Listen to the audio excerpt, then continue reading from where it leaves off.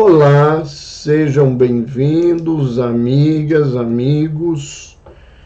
Nós estamos iniciando com um pouquinho de atraso a nossa conversa de todas as terças-feiras. Sejam bem-vindos.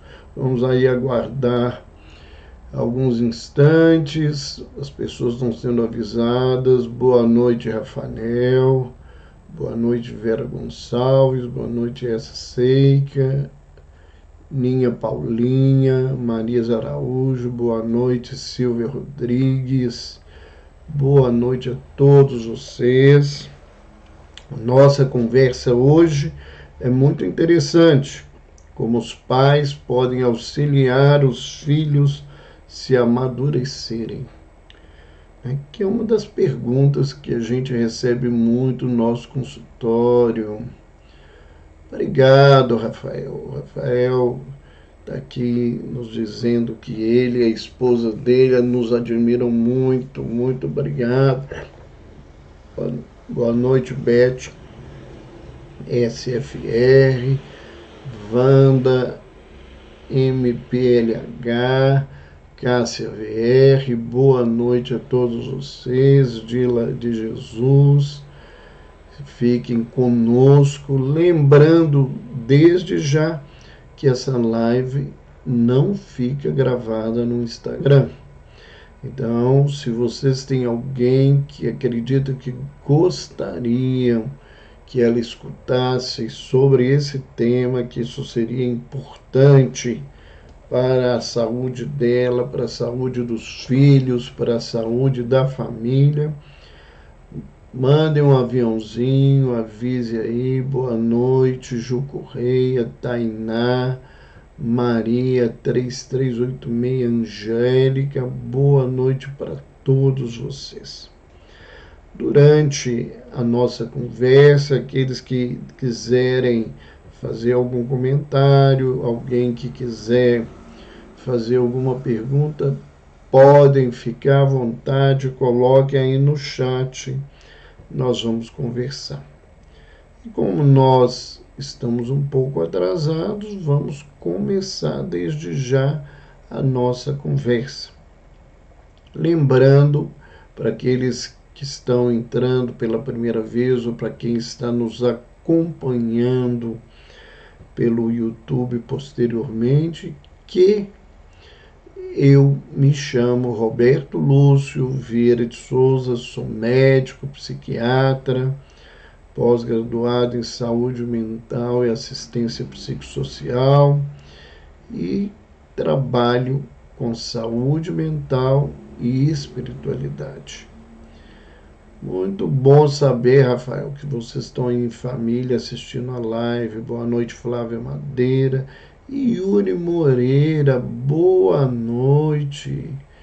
Saudades, meu querido Meire Ludes. Aguiar Leite, boa noite. A Ana Lúcia. Então vamos. As pessoas vão entrando e nós vamos conversando. Lembrar que os desafios da maternidade e a paternidade crescem a cada dia, pelo contexto de uma sociedade nova, onde muitas coisas são novidades para a grande maioria de nós.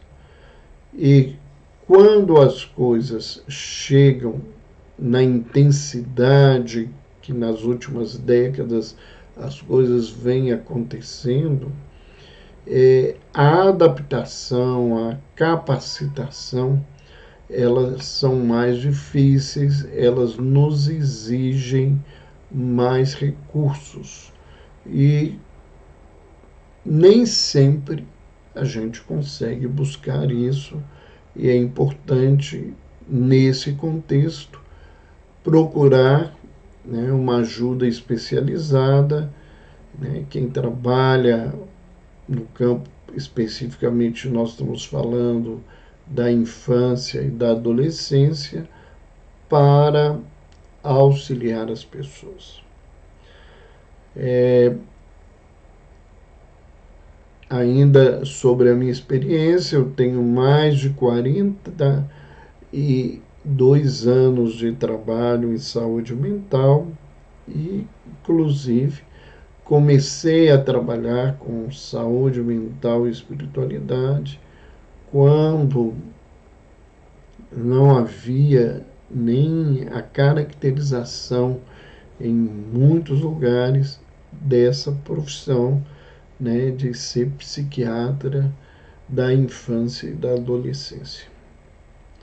Hoje eu tenho uma clientela de muitos adultos, por quase 39 anos de trabalho no Hospital Espírita André Luiz, e a pandemia fez com que a gente retomasse a tarefa junto a crianças e adolescentes e jovens pelos desafios e por uma falta de especialistas em psiquiatria da infância e adolescência no Brasil. Vamos especificamente falar dessa condição do amadurecimento. A adolescência, ela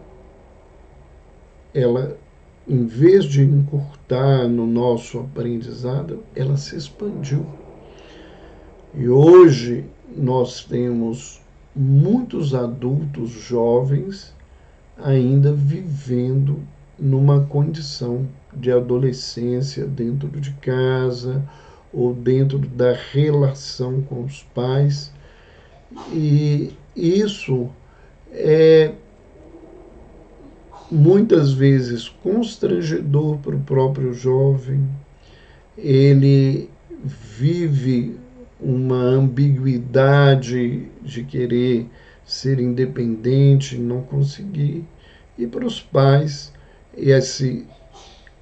essa ampliação do tempo de dependência dos filhos também é algo que traz transtornos, dificuldades e outros desafios que muitas vezes outras gerações não conheceram.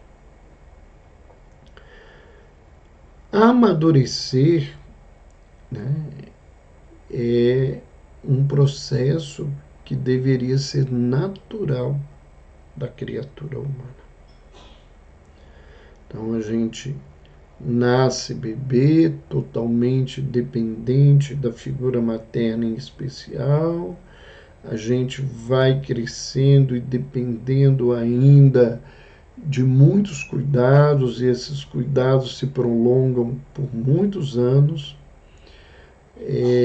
Os homens são de todas, né, as espécies na Terra, o que tem uma infância maior, com maior dependência da figura dos pais, e essa adolescência, ela no atual momento se expandindo, é algo novo, mas isso não significa que sempre não existiram, né, que não acontecia, de a gente ter adultos e até adultos numa fase já maior com comportamentos adolescentes por toda a vida, isso envolvendo uma imaturidade emocional, uma postura, às vezes, de dependência por escolha, por N situações que nós podemos falar aqui aos poucos, mas também por uma postura dos pais a sustentarem essa imaturidade na vida das criaturas. Então, o amadurecimento que deveria estar presente já a partir, né, dos 20 e poucos anos de idade, ele às vezes tem chegado já próximo aos 30 anos ou depois dos 30 anos. Há uma estrutura social que levou a isso, as dificuldades dos pais, por isso nós estamos com essa conversa aqui hoje, e há condições dos filhos que precisam ser vistas e avaliadas para que eles saiam dessa condição. Existem patologias, existem transtornos mentais que levam o indivíduo a viver um processo de dependência emocional, de dependência material por toda a vida. Mas mesmo essas criaturas, elas deveriam ser estimuladas pelos seus pais, pelos seus cuidadores, por aqueles que estão ao lado dela, para terem o máximo de autonomia possível.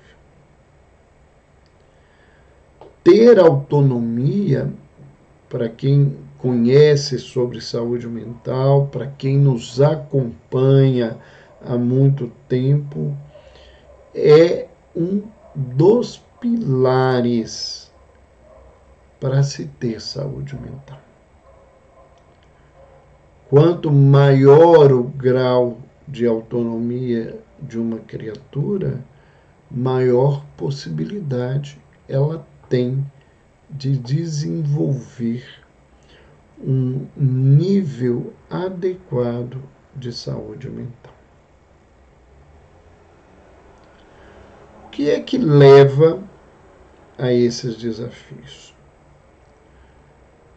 Um grande problema que nós vemos é que os pais, tendo passado por experiências desafiadoras e às vezes traumáticas, eles se propuseram há algumas décadas, algumas gerações, a dar aos filhos aquilo que eles não receberam. Tratar dos filhos de uma forma diferente do que eles foram tratados pelos pais. Só que isto é fazer um movimento de polarização, geralmente. Eu saio da rigidez para toda uma flexibilidade. Eu saio por uma contenção do que se dá materialmente, por dar à criança e ao jovem coisas que eles nem nunca pediram socialmente que recebesse. E nesse contexto, né, dessa polarização, e que ela continua nesse lugar ainda, os pais muitas vezes nos falam isso no consultório, que buscam dar aos filhos aquilo que eles não receberam.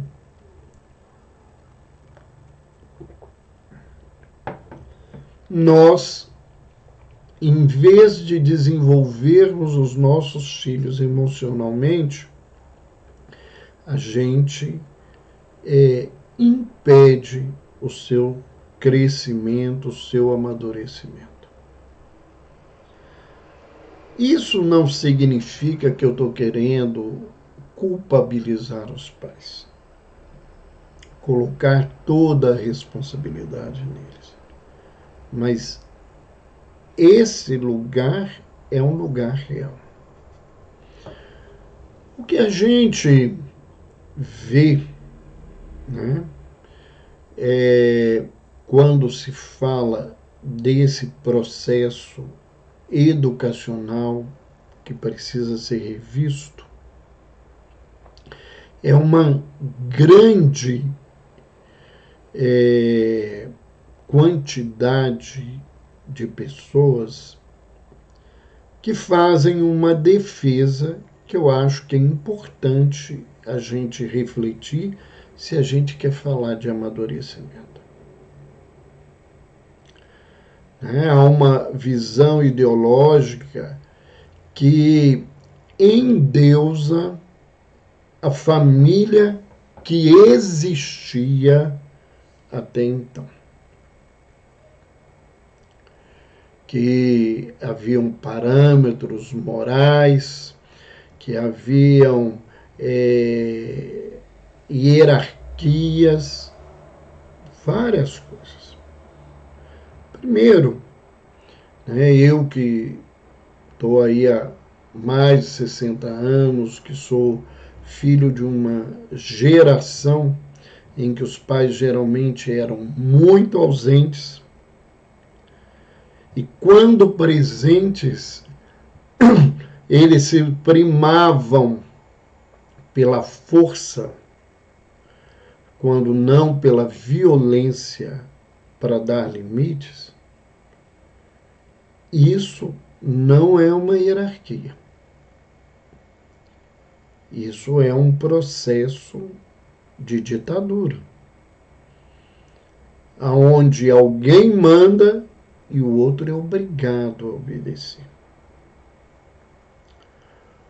O que essas gerações tinham não era um respeito pelos pais, embora muita gente discurse sobre isso. O que essas gerações tinham era um temor pelos pais. E temer os pais nos impedem, inclusive, de aprender uma lei universal importante, que é a lei de amor. Se eu temo alguém, eu não o amo. Eu posso ter afeto, mas não amor, porque essa relação de temor impede a construção desse tipo de afeto. Depois, eu ouço muito isso, haviam princípios morais. Hoje, existem princípios morais. Eles estão aí. Quem quiser, eles estão presentes. Os princípios estão. Mas doutrinar princípios não educa ninguém moralmente. E o que a gente vê, nesses dois construtos para comparação e a gente pensar, porque isso tem tudo a ver com o amadurecimento dos nossos filhos. É que nós viemos de uma estrutura social, de um moralismo e de uma hipocrisia muito grande. Onde, e é uma coisa muito básica, os pais falavam de retidão, de honestidade, e que essa retidão e honestidade não era, do ponto de vista de integridade interna, verdadeira. Pais adúlteros, pais violentos, pais sem respeito às suas companheiras, que eram tratadas como um objeto sexual, como alguém que se responsabilizaria pela educação dos filhos e seriam culpabilizadas pelos erros dos seus filhos.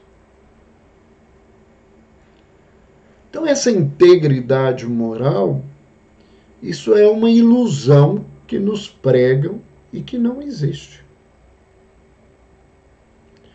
E hoje Se fala ainda de combate à corrupção, de ser honesto, de ser digno, de ser presente, companheiro, esses valores que se falam por aí, eles também não existem. Os pais, por inúmeros motivos, também são ausentes. E antigamente as mães ainda estavam presentes em casa e hoje, por um contingente social, nem isso acontece. Quem dá limites são pessoas, às vezes, despreparadas até do ponto de vista de uma educação formal e que ficam cuidando dos nossos filhos. No meu caso, dos netos, dos sobrinhos que estão por aí nesse contexto. Nós enfrentamos as mesmas dificuldades, de uma pregação de comportamento que muitas vezes quem deveria ser referência e exemplo não é. Então as coisas só mudaram o polo da rigidez para um polo de uma flexibilidade em excesso.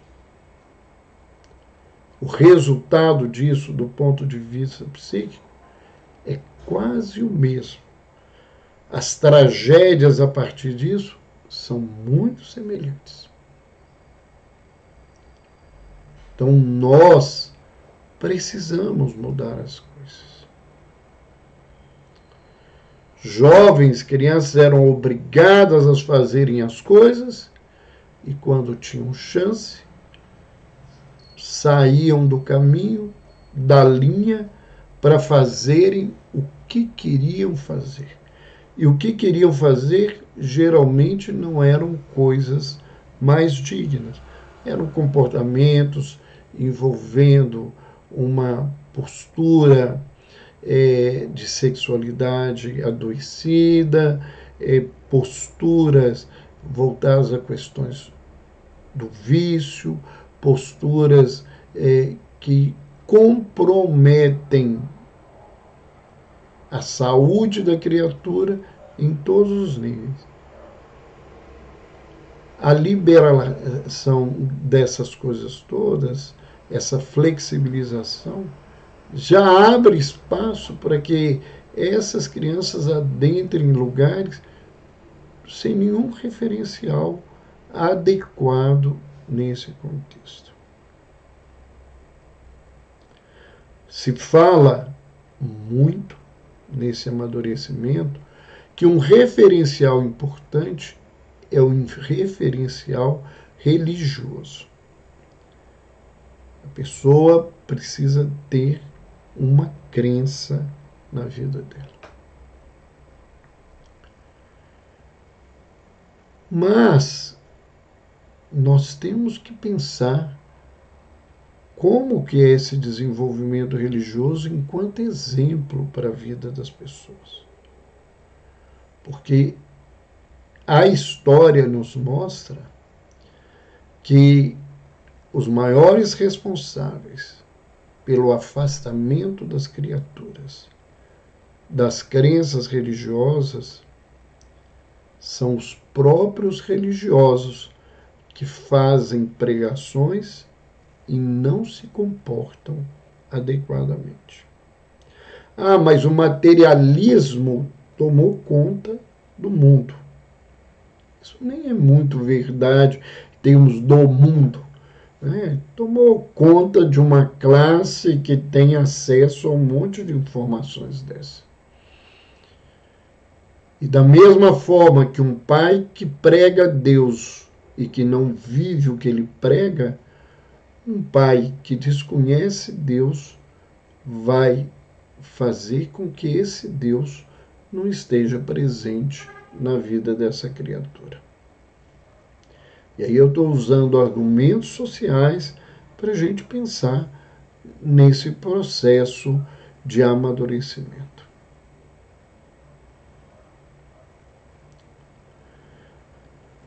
A rigidez te dá dever e não te dá direito.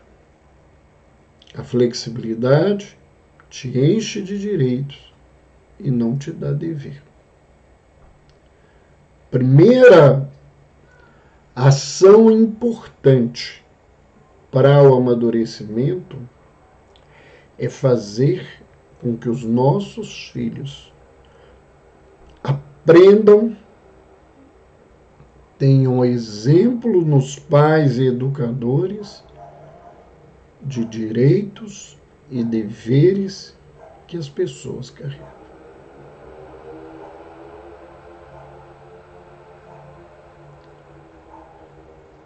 Dar essa formação e dar esse exemplo, que é mais importante que a informação e a formação, é primordial para amadurecer uma criatura. O adulto, do ponto de vista legal, é aquele que tem responsabilidade. E o que é responsabilidade? É saber responder socialmente pelos seus atos. Então, a primeira coisa para um verdadeiro amadurecimento é a gente ensinar as crianças, adolescentes e jovens que elas têm direitos, mas elas têm deveres. E nesse sentido, toda essa ilusão de que havia e não há, para mim, vai para o brejo. Porque a criança, mulheres, empregados, todas uma classe de pessoas que teriam que obedecer, só tinham deveres. E como sempre, a classe e as coisas poderosas de uma estrutura social machista, né, só os machos tinham direitos. E às vezes nem cumpriam os seus deveres adequadamente. Hoje, né, há uma abertura para se discutir isso, mas essa abertura não significa que a gente está com uma estrutura social capaz de dar às crianças e os jovens esse lugar. Por quê? Porque os adultos ainda têm dificuldade de entender aonde está o seu direito, aonde está o seu dever. Por sinal, a gente hoje só quer direito. Há poucos dias, uma pessoa me contava, né, que ela precisava de um funcionário e indicaram uma pessoa. Quando essa pessoa ligou, a pessoa perguntou, né, são as perguntas muito mais presentes hoje. Quanto que eu vou ganhar? Quantos dias eu tenho de folga? Se vou ter férias? Né? E qual que é o meu trabalho? Porque conforme o trabalho, nem esses ganhos vale a pena do ponto de vista de quem só quer ter direitos.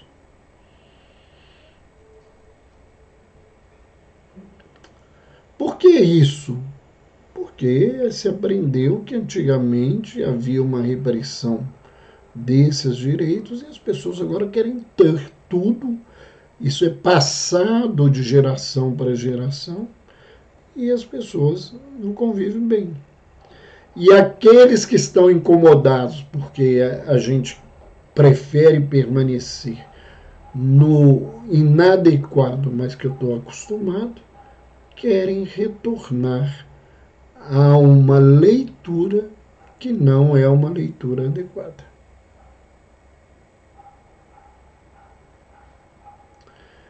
Ensinar direitos e deveres só se faz com profundidade se o professor respeita os direitos do outro e cumpre com os seus deveres na vida.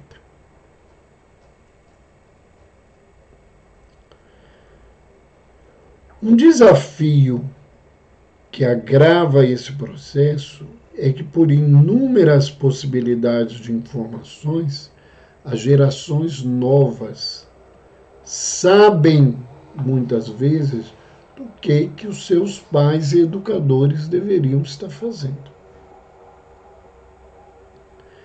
E quando eles não fazem, eles são denunciados. Não é denunciar para a polícia, são denunciados pelos filhos, pelos jovens, pela sociedade jovem.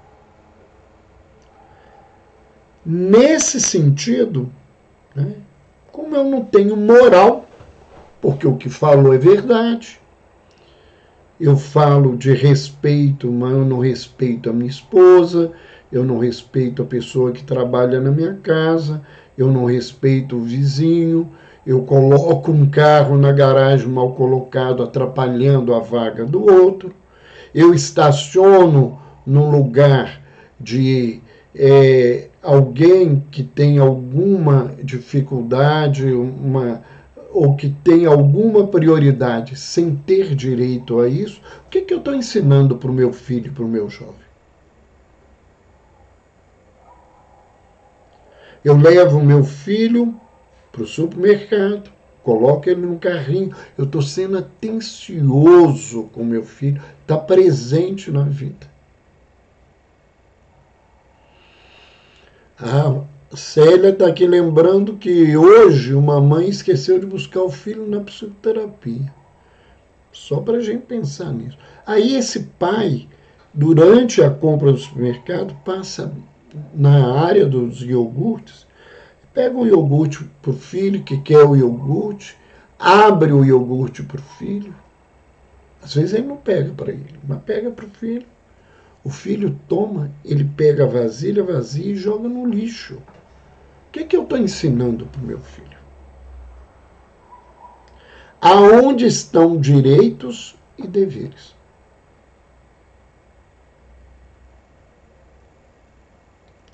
Aonde está isto na vida?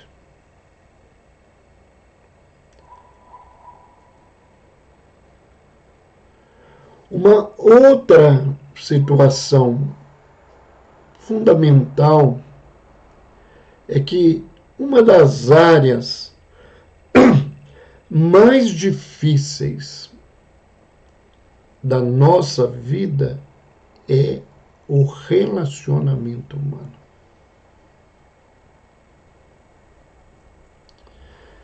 E se eu utilizo nas relações humanas só um conteúdo intelectual, racional,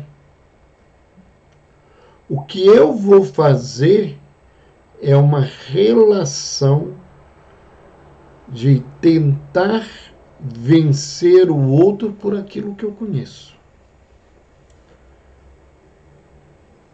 Exigir que eu tenho razão ou ludibriar quem tem menos recurso e conhecimento intelectual para que eu tenha vantagens. Então, algo que vem crescendo e que é importante que a gente reflita é a chamada educação psicoemocional. Já existem grupos, pessoas trabalhando com isso há algum tempo, com capacidade, né? E a gente precisa buscar isso para nós, porque a educação psicoemocional ela tem que ser feita para os pais e para os filhos e para os educadores. Porque todos nós não temos essa educação de uma maneira adequada. Precisamos refletir nisso. É um trabalho que um grande amigo, uma pessoa que eu gosto muito, que é o Rossandro Klinge, que é muito conhecido, provavelmente a maioria de vocês conheçam ele, né? Ele tem um trabalho, né? Uma equipe que trabalha com isso no Brasil inteiro. Né? Mas nós ainda temos dificuldades porque as classes com mais dificuldades econômicas não têm acesso a esse tipo de ação. Mas a gente precisa lutar para que isso aconteça. A Silvia está lembrando, é isso mesmo, Silvia. Né? A gente tem que ter coerência com o que a gente ensina e com o que a gente faz. Para falar de direitos e deveres, a gente tem que ter direitos e deveres claros na nossa vida. Para falar de educação psicoemocional, eu tenho que me educar psicoemocionalmente. Porque até a gente que trabalha, que já tem isso intelectualmente, do ponto de vista da relação, muitas vezes a gente cai. De vez em quando eu falo um pouquinho mais alto, né? Latino tem esse fato, e sem ser latino, às vezes sou deseducado nesse lugar. Eu agora arrumei um aluno extremamente gostoso, né? Porque ele disse assim, vovô, por que você está falando assim? E eu tenho que repensar nesse lugar. Então é um ganho que, né? Eu preciso atuar adequadamente para que eu possa fazer isso. A Célia, né? A Célia é psicóloga, ela está aqui conosco, é alguém que já fez alguns trabalhos presenciais conosco. A Célia está colocando aqui, as crianças estão pedindo socorro e muito. As crianças estão precisando de referências. Então, o que eu estou falando aqui é de referência ética, referência emocional, né? Como é que eu posso falar com um menino que ele não pode bater na mãe se eu bato na mãe dele? Se eu bato no vizinho, se eu bato em alguém no trânsito, né? Como é que eu posso falar que ele tem que dizer e conversar com educação, com respeito, se eu não converso com ele com respeito e educação?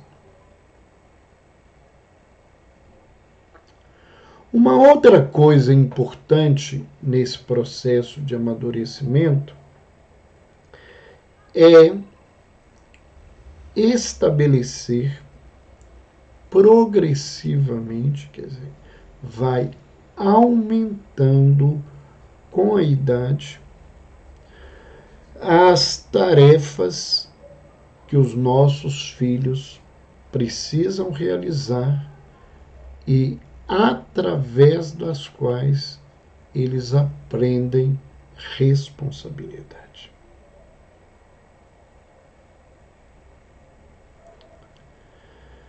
Eu tenho que ensinar a criança a cumprir tarefas pequenininhas.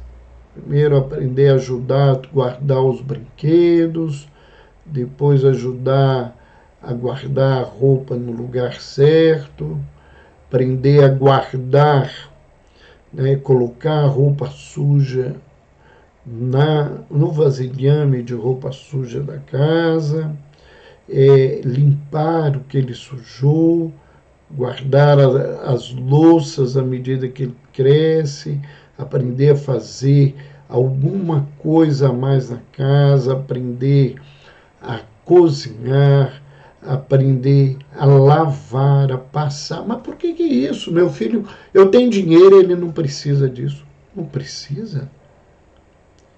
Como é que eu ensino alguém a passar roupa se eu nunca passei roupa na vida? Com técnica que você aprendeu aí na rede social, isso não funciona na prática. Eu aprendi muito na escola de medicina. Muito. Tenho uma gratidão eterna aos meus professores. Mas eu aprendi muito mais na minha prática, fazendo. E hoje eu tenho capacitação para poder ensinar as pessoas pelo exercício. Porque o que eu faço profissionalmente é resultado de uma experiência. Se eu não tivesse essa experiência, eu seria até hoje um profissional medíocre, um profissional sem competência para realizar todo esse contexto. Então, a criança ela tem que experienciar. Não tem nada de errado aprender os trabalhos de uma faxina da casa. Até porque hoje os adultos, ter uma faxineira está ficando objeto de luxo. Nem todo mundo pode ter isso. E eu tenho que dividir as tarefas em casa porque eu não tenho dinheiro para pagar alguém que faça por mim. E eu tenho que ensinar isso aos meus filhos. Porque a maioria deles, dentro do contexto histórico, eles vão sair de casa, eles vão buscar outras terras, eles querem aprender outras coisas. E sozinhos, eles vão ter que saber se virar. E isso a gente aprende desde pequeno. Né? A gente aprende isso desde pequeno. Né? A família tem que ter regras democráticas e justas no que significa convívio familiar. As regras são para todos e elas têm que serem justas. Todo mundo tem que trabalhar, mas eu não posso obrigar uma criança de 2 anos a ter uma função e uma obrigação de um jovem de 17. Todo mundo tem que fazer. Não é todo mundo trabalhando e o pai com as pernas para o ar, lendo o jornal, ou mexendo no celular, ou assistindo televisão, sem participar de tudo isso. Eu já trabalhei muito hoje, mas todo mundo tem obrigação o dia todo. Um filho que estuda é o tipo de trabalho dele, é uma obrigação dele. Isso cansa, isso desgasta, isso exige. A companheira do mesmo jeito. Todo mundo tem que participar dessas situações.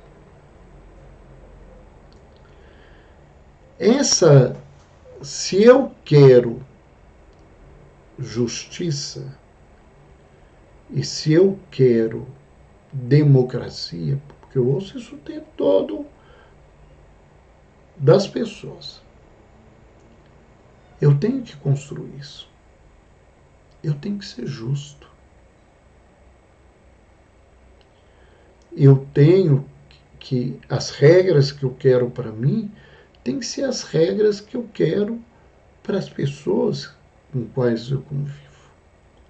Se eu não quero ser desrespeitado no trânsito, eu também tenho que respeitar os outros, porque as pessoas não querem ser desrespeitadas. Se eu quero que o meu filho e eu sejamos tratados justamente, né, com justiça, dentro de uma instituição qualquer, eu tenho que tratar a instituição e as pessoas que ali se abrigam também com justiça. Um fato muito grave, né, e as coisas passam muitas vezes pela minha história de trabalho. Há muitos anos eu recebi uma professora de nível médio, uma mulher que naquela época já caminhava para os 50 anos, já tinha muitos anos de experiência, e ela dava aula numa escola que era tido como referência para estudantes, para serem buscados, principalmente quanto a esse fato de conseguir uma vaga para a universidade, hoje para o Enem. E ela estava dando aula e uma jovem de 16 anos estava jogando papel nos colegas, falando, rindo, perturbando todo o ambiente. Ela pediu a menina para se comportar, porque ela estava atrapalhando a sala.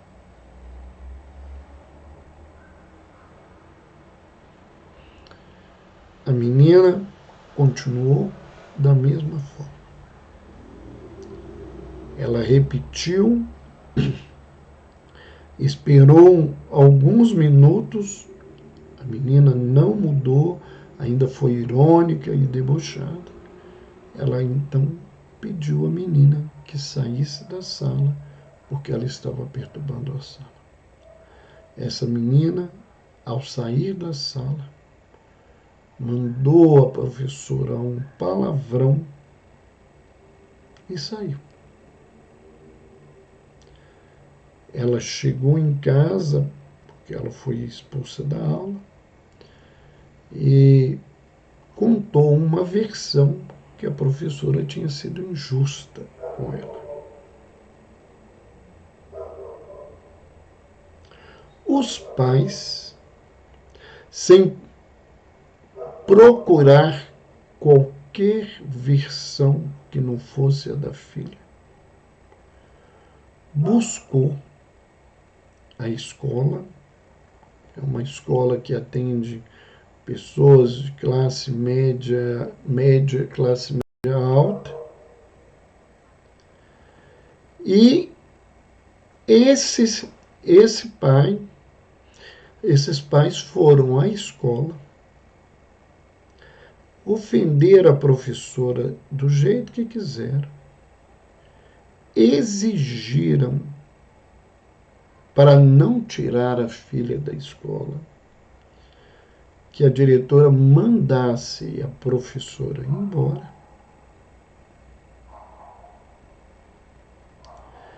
E, pior, a escola mandou essa mulher embora numa idade com filhos. Ela era, né, mãe sem um companheiro dentro de casa, ela sustentava os seus filhos, ainda jovens, e ela chegou numa crise de muita dor, muita indignação dentro do meu consultório. Então nós vemos, né, que regras democráticas e justas querem essas pessoas que fazem esse tipo de opção? Alguém poderia me dizer assim, mas isso é um caso. Não é um caso à parte.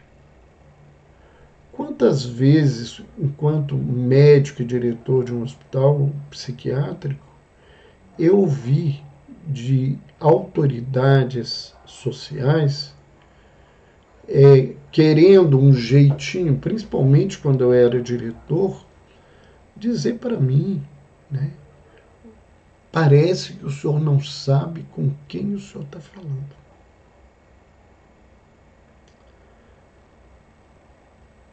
E são essas pessoas que querem falar de moral, de ética, de respeito, de dignidade.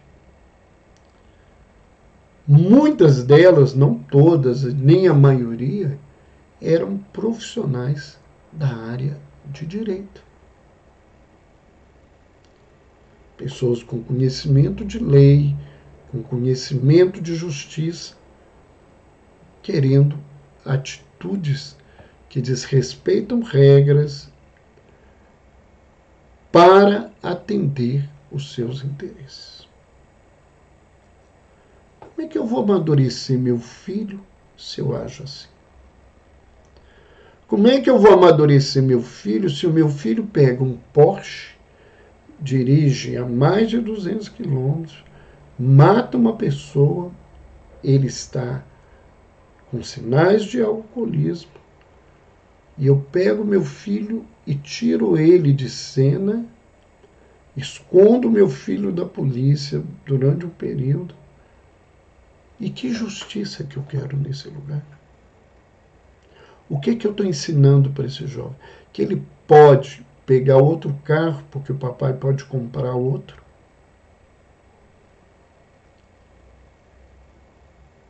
E que ele pode continuar dirigindo a 200 quilômetros?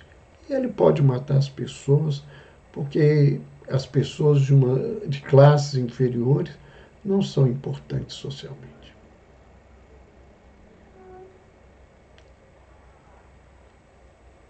Como eu vou amadurecer o filho num contexto desse? Nós temos que aprender que o processo de educação, e eu falo mais o exercício de amor, ele se caracteriza principalmente por eu saber dizer e agir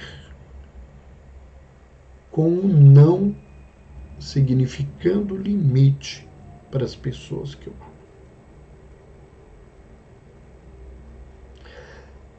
Determinar limites não é tirar direitos.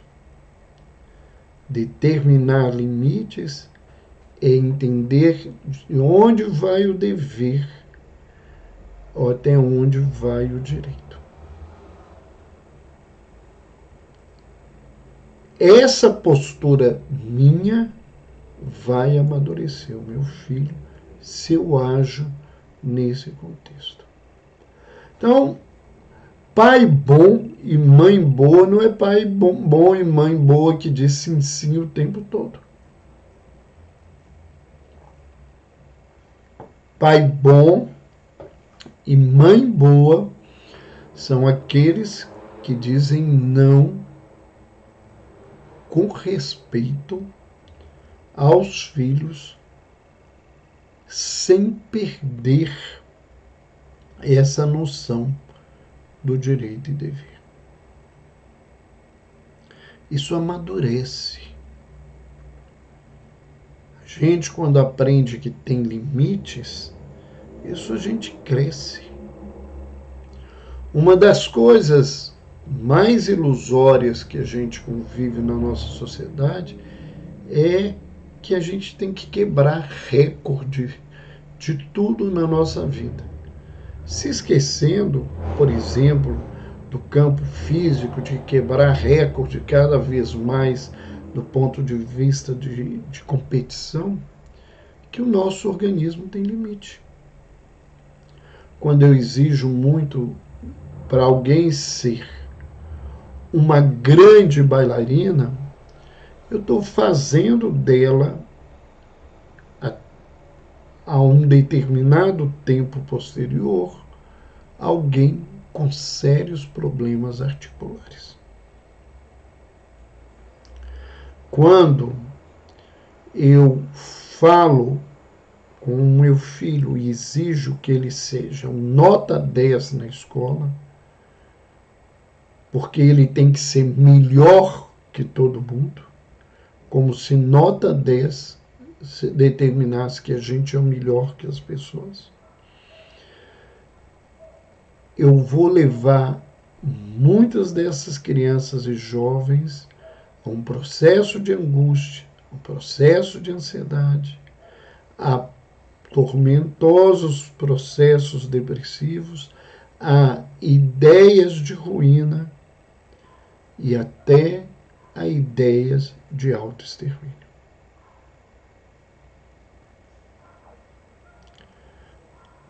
Por isso, né, a gente tem que entender esse processo de amadurecimento não é só querer que as coisas caminhem rápidas, né? Até porque caminhar rápido não adianta.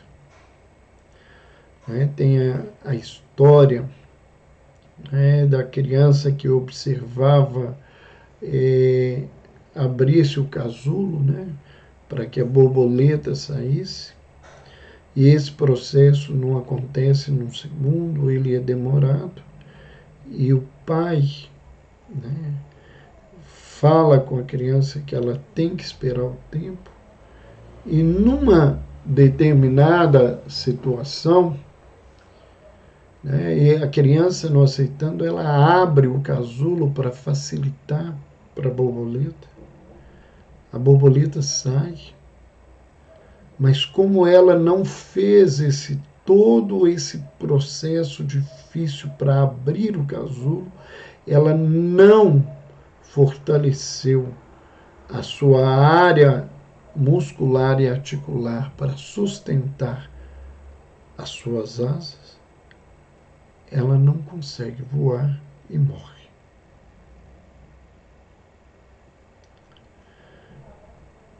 Quando a gente fala que precisa amadurecer, a gente não está falando de amadurecer à base de carboneto. Né?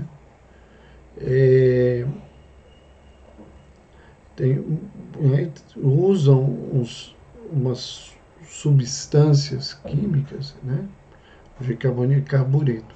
Não é que amadurecem o fruto, mas o fruto fica sem sabor, fica sem a sua qualidade de quando ele amadurece na árvore. Por isso que é bom pegar uma fruta na árvore madura e comer, porque o doce ou o ácido dela, a qualidade dela é diferente. Uma outra coisa que amadurece as crianças é um exercício de confiança por parte de pais e educadores, é liberar os nossos filhos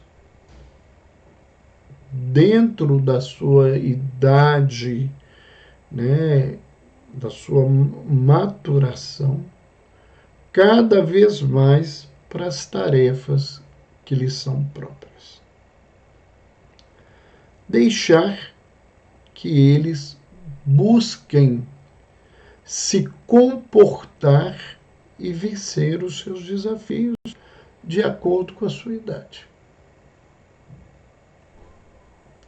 Não resolve de maneira alguma eu querer segurar meus filhos que eles não podem fazer as coisas.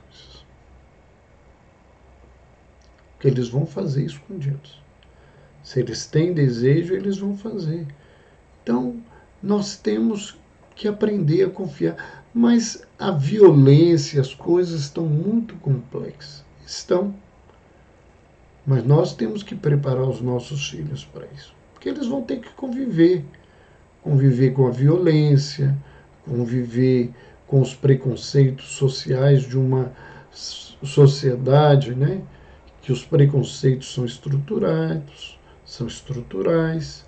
E nós temos que pensar que a gente tem que trabalhar com isso. A turma tem que caminhar na medida que elas podem e a gente tem que confiar, porque um dia elas não vão nos ter mais e elas vão precisar agir de maneira adequada. À medida do amadurecimento dos filhos, nós temos que tornar os nossos filhos coparticipantes das decisões familiares. Coparticipantes. Eles têm que ter o direito de opinar. E eu aprendi que muitas vezes as gerações mais novas podem nos ensinar muito se a gente souber ouvir e aproveitar aquilo que eles trazem. Há coisas que são óbvias. Falar de tecnologia, a gente tem que aprender com os filhos. A gente não sabe. Aqui em casa, se a gente ganha um aparelho novo, eu e a esposa, nós somos da geração que, meninos, a gente tinha rádio em casa que tinha 3 botões. Então, qualquer quarto botão a gente tem medo de tocar, porque a gente não conhece, tem medo de estragar, porque era isso que falava, se estragar você vai apanhar, você vai ficar de castigo, né? Então a gente não aprendeu a usar e desafiar-nos no aprendizado do usar, porque a gente era ameaçado. Então, não era lei, era ditadura, né? É uma regra sem direito à discussão. Ah, porque o pai e mãe sabem mais. Pai hoje e mãe não sabem mais. Muita coisa na vida eu não sei mais com meus filhos. Eu, por exemplo, né, toda a vida tive muita dificuldade de lidar com o inglês. Mal eu consigo caminhar com o inglês técnico que eu preciso para ler artigo. Eu tenho filhos que falam inglês fluentemente e a maioria deles entendem o inglês com tranquilidade. O meu filho, que um dia eu achava que ele não sabia nada de inglês, eu me assustei porque eu entrei no quarto dele e estava assistindo aula da sua área de ensino, né, de aprendizado, em inglês, uma aula da Universidade de Harvard. Eu acho que é só para a gente ver. Eles têm muito para me ensinar nisso. Eles têm experiências da vida que a gente não tem, que não teve. Porque o mundo fez mudanças. Eu posso ter reflexões sobre aquelas coisas novas, mas isso não significa que eu tenho habilitação e capacitação para muitas dessas coisas. Então, ouvir os filhos, às vezes, é aprender coisas que nós estamos precisando buscar.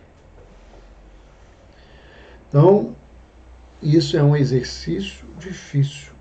Primeiro, porque a gente não gosta de ouvir.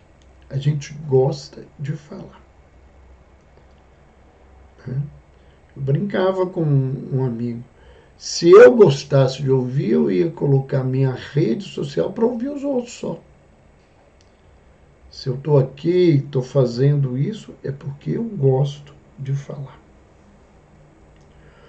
Outra coisa que amadurece os nossos filhos é envolvê-los em ações sociais, em trabalhos voluntários, nos quais os pais participem. Mandar o filho fazer é muito bonito. Agora, um filho que vive com você, vendo o que você faz, ele vai aprender que isso é importante. Se ele faz junto, ele vai começar a se sentir grato, porque fazer o bem faz bem para nós. Né? Isso não é um discurso religioso, isso já é hoje evidência em muitas pesquisas. Então, isso é importante. Outra coisa fundamental é envolver os nossos filhos na prática da religiosidade na qual nós vivemos.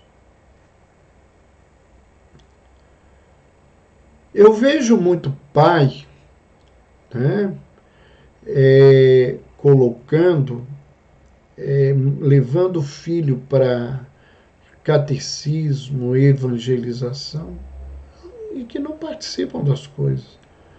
O que eu estou ensinando meu filho? Vai lá ouvir, mas para mim isso não precisa. Então a gente tem que ter coerência. Quando os nossos filhos em casa começaram a participar da evangelização, a minha esposa já trabalhava com evangelização.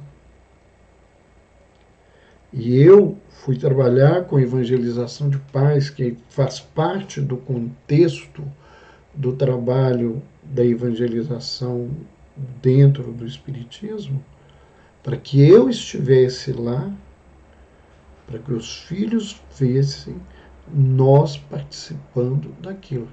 Embora isso não era o mais importante, porque eles aprenderam desde pequenininho a participar conosco das nossas atividades. Mas a gente achava e acredita que era importante esse contexto.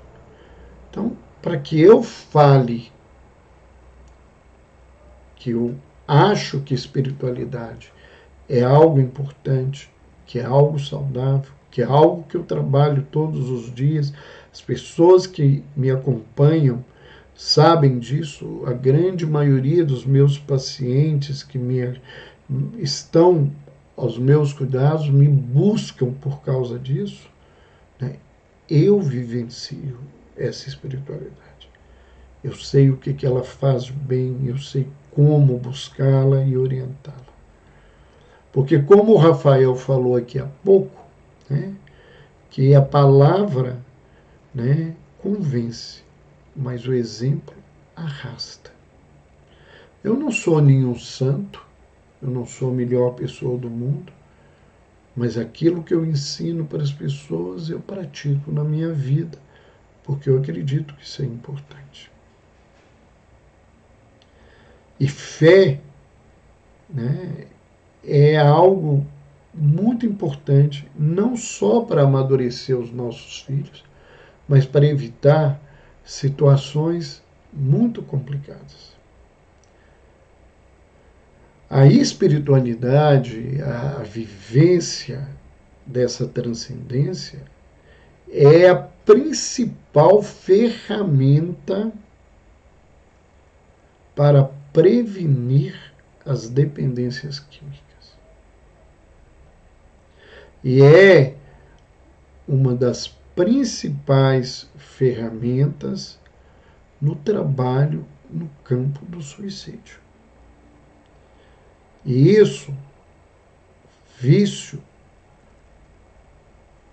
depressão, tentativa de autoextermínio, são as coisas que a gente mais recebe no consultório nos últimos tempos.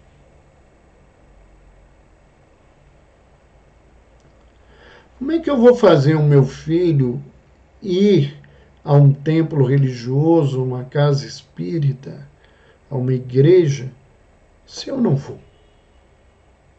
Porque eu quero que ele vá, porque é bom para ele. Mas como é que pode ser bom para ele se eu não vivo isso? Se eu não pratico isso?